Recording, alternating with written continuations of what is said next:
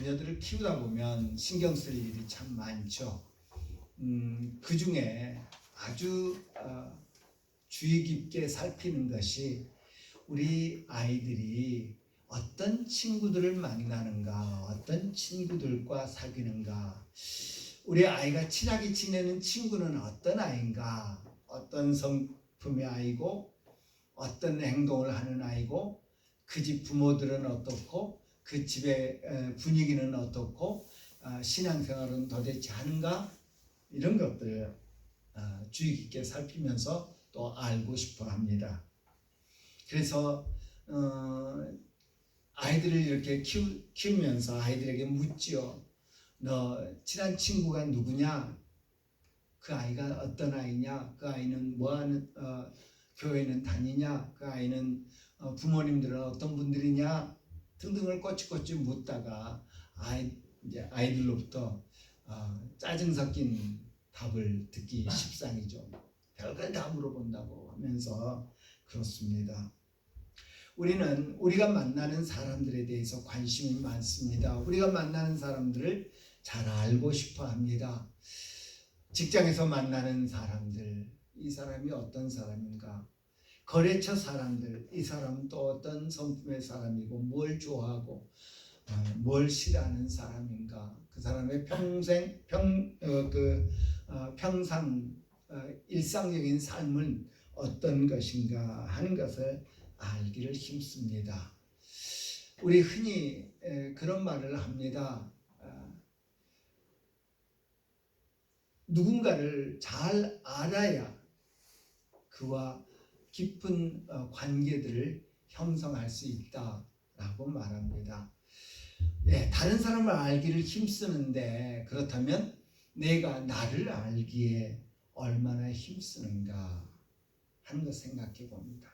내가 나를 아는 일에 얼마나 노력하고 얼마나 힘쓰고 있는가 하는 것입니다. 자기 정체성, 나는 누구냐 하는 자기 정체성을 바르게 정립하는 것은 매우 중요합니다. 나는 누구냐? 우리 아이들 자라올 때 아이들에게 바른 정체성을 갖게 하고 그 바른 정체성은 우리로 하여금 바른 행동을 낳게 하기 때문에 매우 귀중한 것일 것입니다. 당신 누굽니까?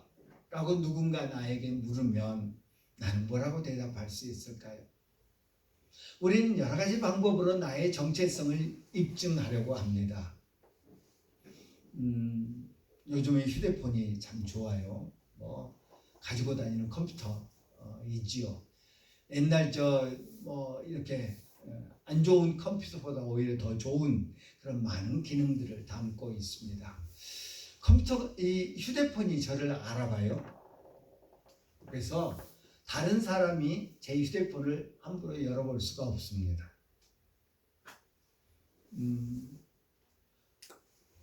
휴대폰 이렇게 보려면 비밀번호를 넣으라고 그러는데 제 휴대폰 같은 경우는 비밀번호를 3번 이상 틀리면 아예 잠겨버립니다. 아예 비밀번호도 더 이상 묻지 않아요. 그걸 풀려면 아주 복잡해집니다. 요즘은 이제 또 안면 인식 기술을 제가 가진 휴대폰에 넣어가지고 사람을 알아봐요. 그것도 마스크 쓰고도 마스크 썼는데도 저를 알아보고 다 이렇게 제가 휴대폰을 쳐다보고 있으면 다 화면이 열리는 것을 봅니다. 영화 같은 데 보면 홍채 인식이라고 그러죠. 이 안구를 어떤 비밀 금고를 열거나 혹은 제한구역을 출입하는데 홍채 인식을 해서 그 사람을 인식하는 이 사람이 누구다 하는 것을 인식하는 그런 일을 합니다.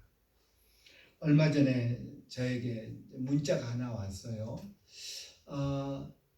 신분증을 휴대폰에 넣어가지고 다녀도 된다. 이제 그런 세상이 됐습니다.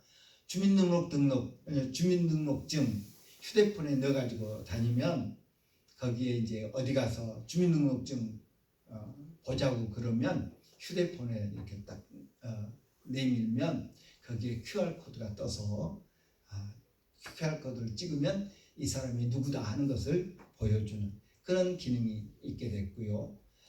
운전면허증도 휴대폰 안으로 이제 들어가서 그것을 공식적으로 쓸 수 있게 만들어졌습니다.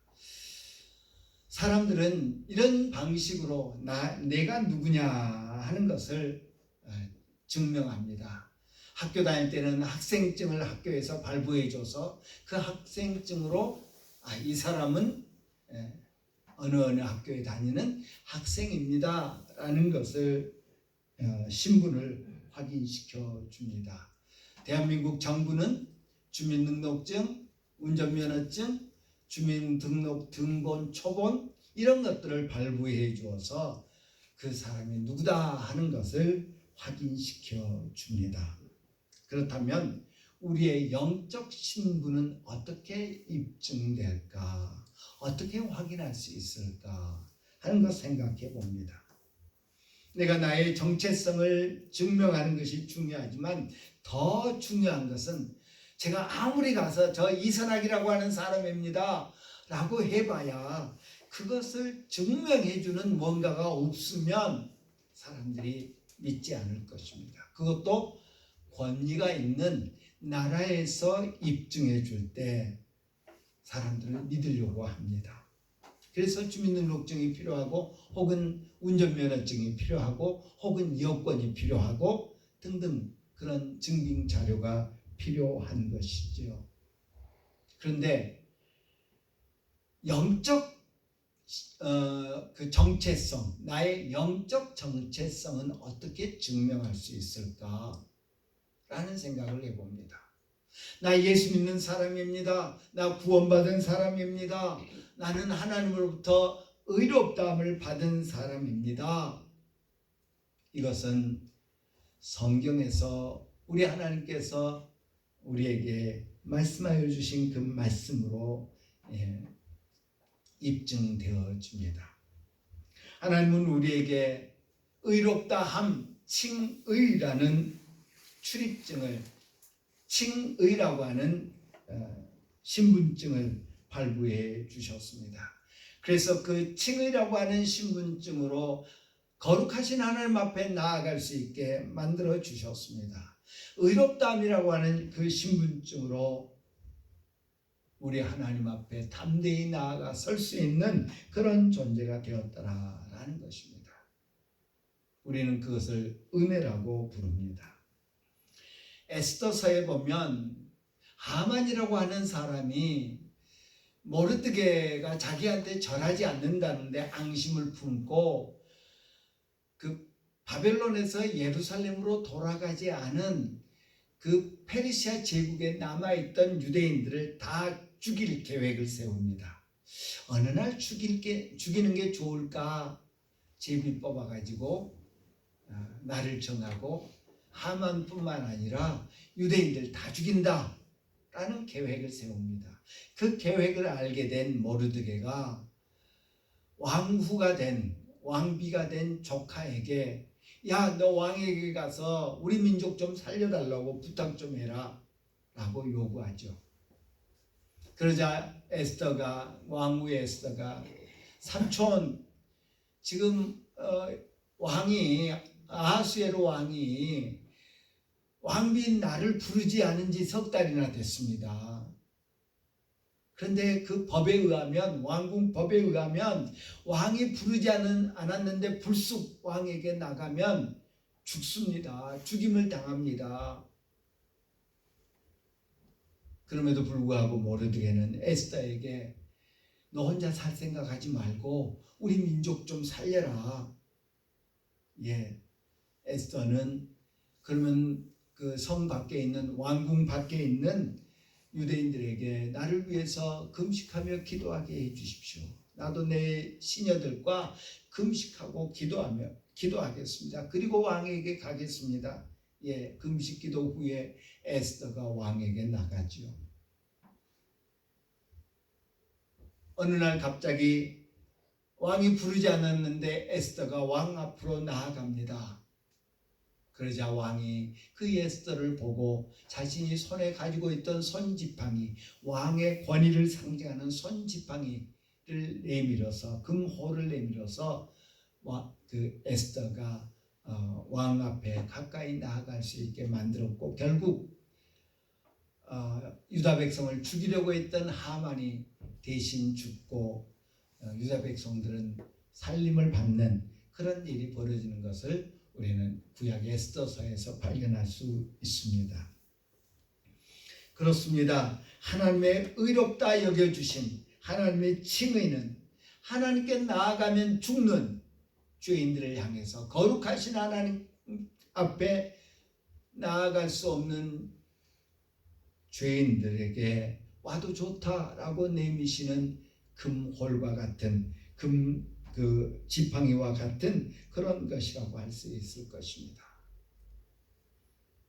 왕 앞으로 불쑥 나서는 에스더의 공로, 에스더의 어떤 것들이 중요한 것이 아니라 왕의 마음, 왕이 은혜를 베풀어서, 왕이 불쌍히 여겨서, 왕이 사랑스럽게 여겨서 왕의 마음에 전적으로 의지한다라는 것입니다. 마찬가지로 우리 하나님 앞에 우리가 나아갈 수 있는 것도 그러합니다. 그래서 우리는 그것을 은혜라고 부릅니다. 우리가 앞서거니 뒤서거니 하고 이 세상을 떠날 텐데, 우리가 이 죽은 후에 천국 문 앞에 섰을 때 우리 주님이 내가 너를 왜 천국으로 들어가게 해야 하는가 라고 물으실 때 뭐라고 대답하시겠습니까? 저 11조도 꼬박꼬박 했고요, 주일 성수 잘했고요, 남전도에서 여전도에서 학생회에서 청년회에서 이렇게 봉사도 많이 했고요.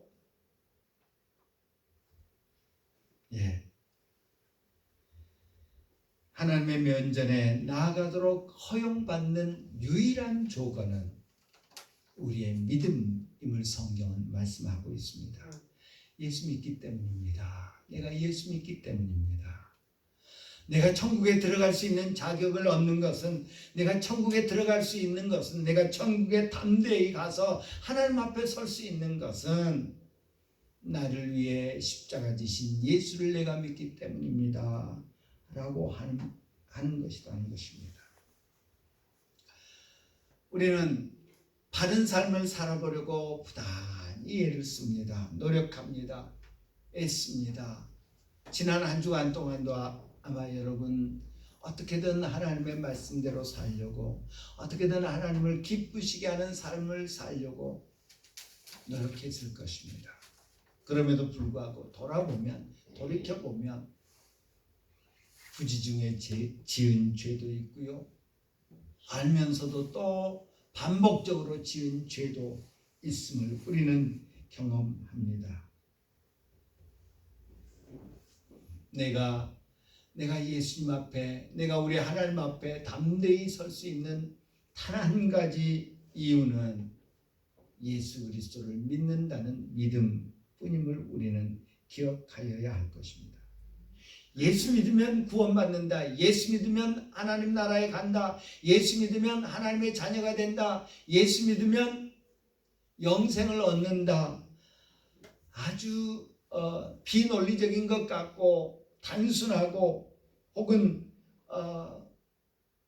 어떻게 보면 허술한 것 같지만 그것이 정답입니다. 그것이 100점짜리 답입니다.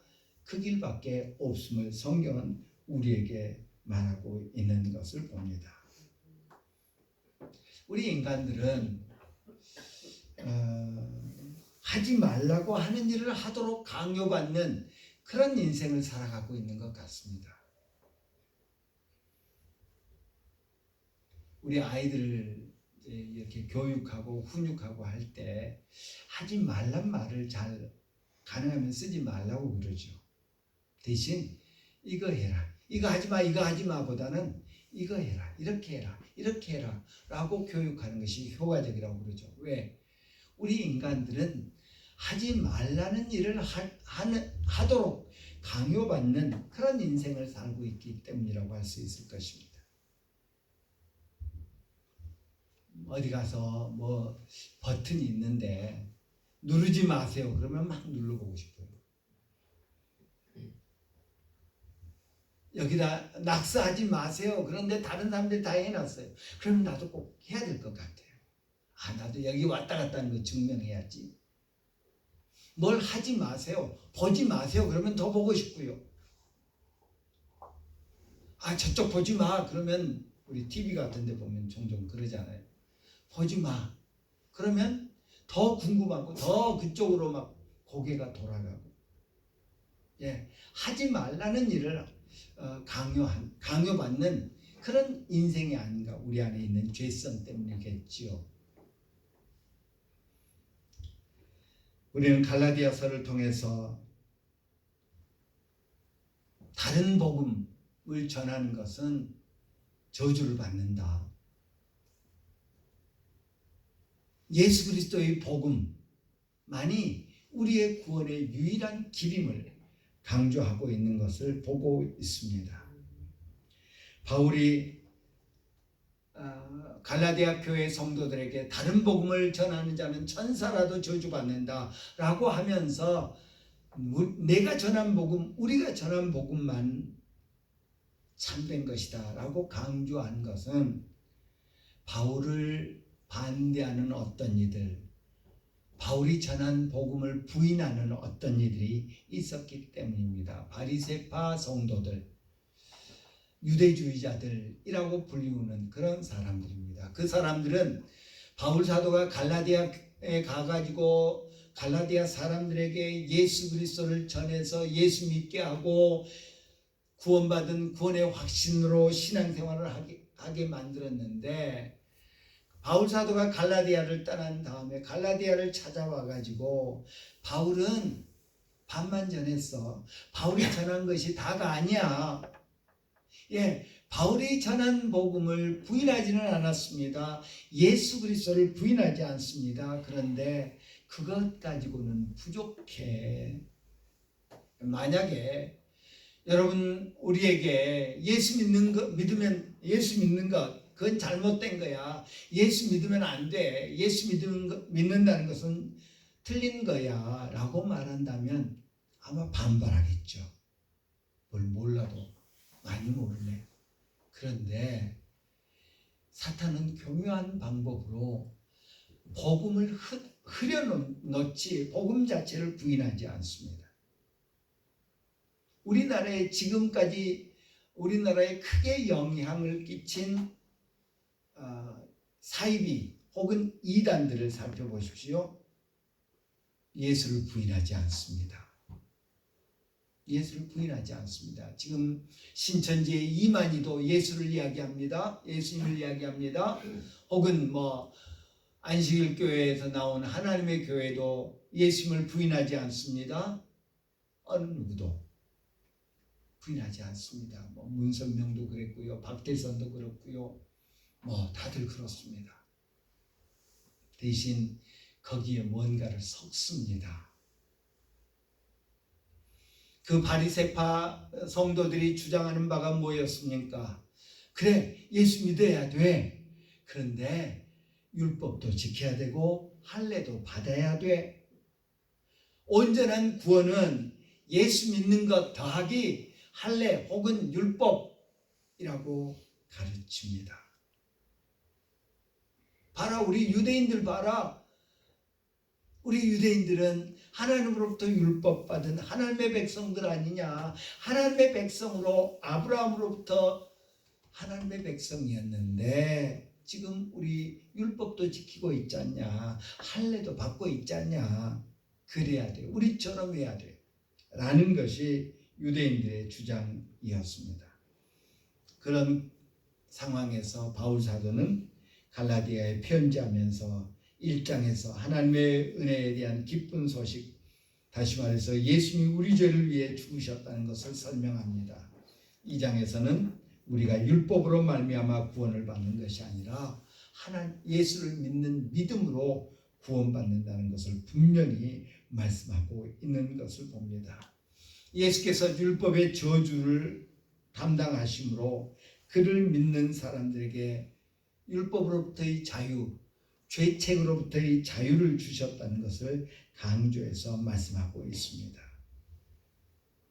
그리고 나서 바울 사도는 3장에서 오늘 우리가 읽은 본문에서 율법이 먼저냐 하나님의 은혜가 먼저냐라는 것을 말씀합니다. 율법이 먼저냐 하나님의 은혜가 먼저냐. 예수 그리스도의 복음은 율법보다 우선된다, 먼저 된다라는 것을 말씀하고 있습니다. 유대인들은 자신들의 정체성을 강조하면서 빼놓을 수 없는 세 사람을 항상 이야기했습니다. 아브라함, 모세, 다윗이 그런 사람들입니다.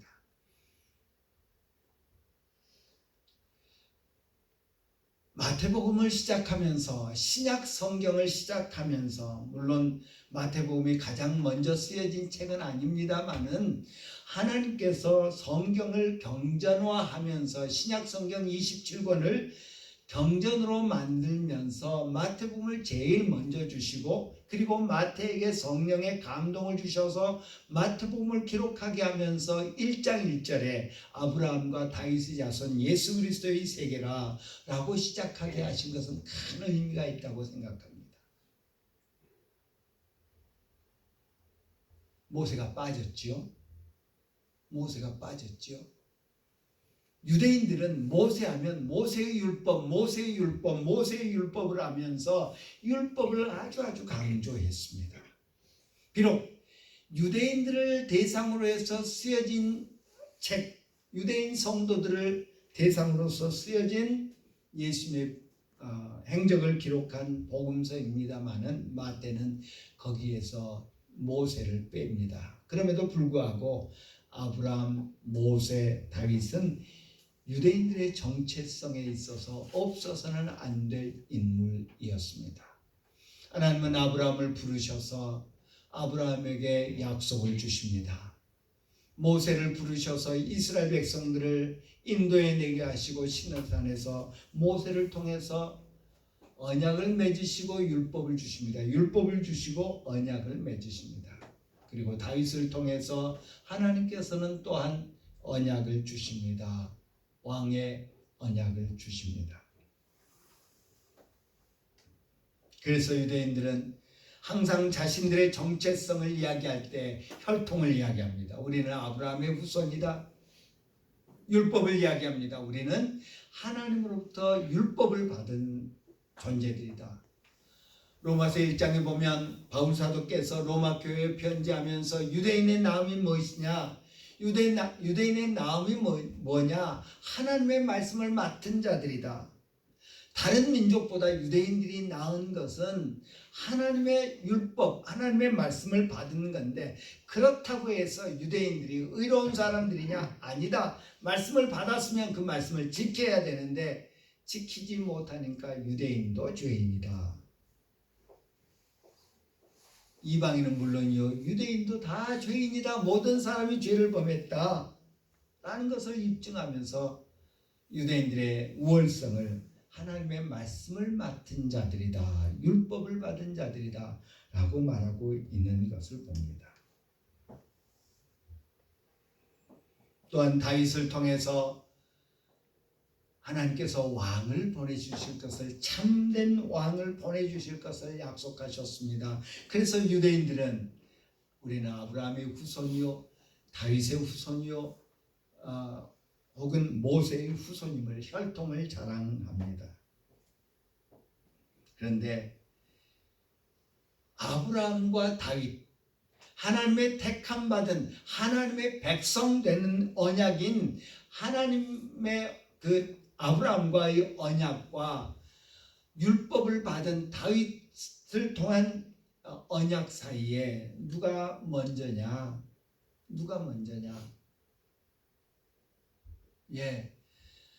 이스라엘이 민족을 이룬 것은 야곱이죠. 아브라함과 이삭과 야곱. 야곱을 통해서 그 민족이 이루어졌는데, 민족이 이루어진 후 430년 후에 시내산에서 율법을 받았지 않느냐. 오늘 본문은 그렇게 말합니다.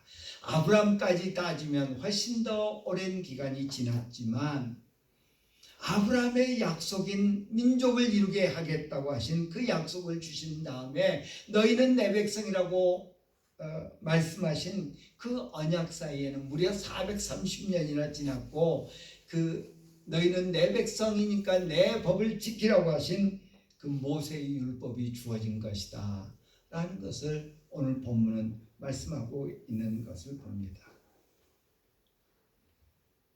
또한 아브라함에게 씨를 약속하신 하나님은 다윗을 통해서 왕을 보내실 것을 약속하셨습니다.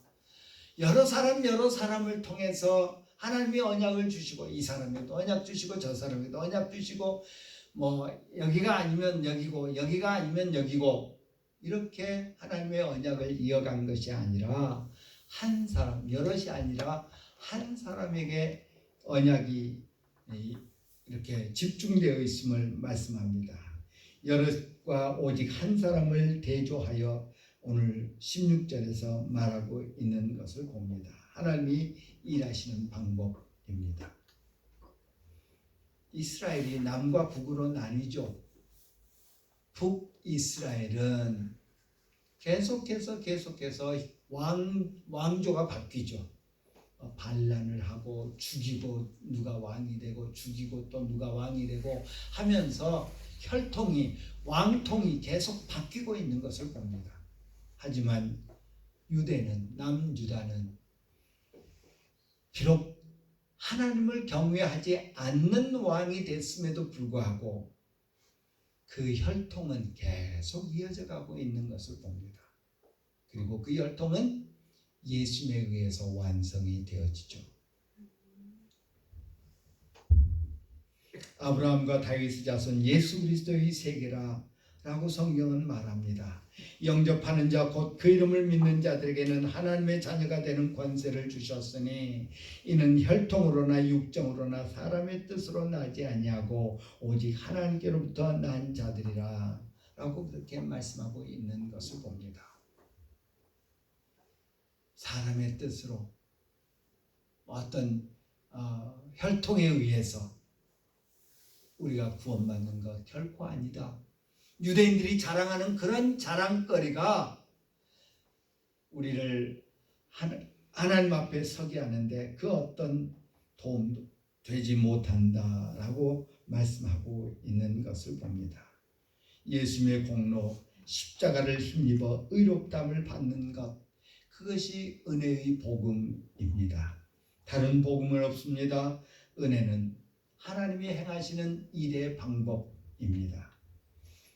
주님의 은혜 아니면 의롭다함을 얻을 수 없습니다. 주님의 은혜 아니면 살 수 없습니다. 주님의 은혜 아니면 하나님께 나아갈 수도, 하나님 앞에 설 수도 없습니다. 주님의 은혜는 하나님으로부터 의롭다함을 받게 합니다.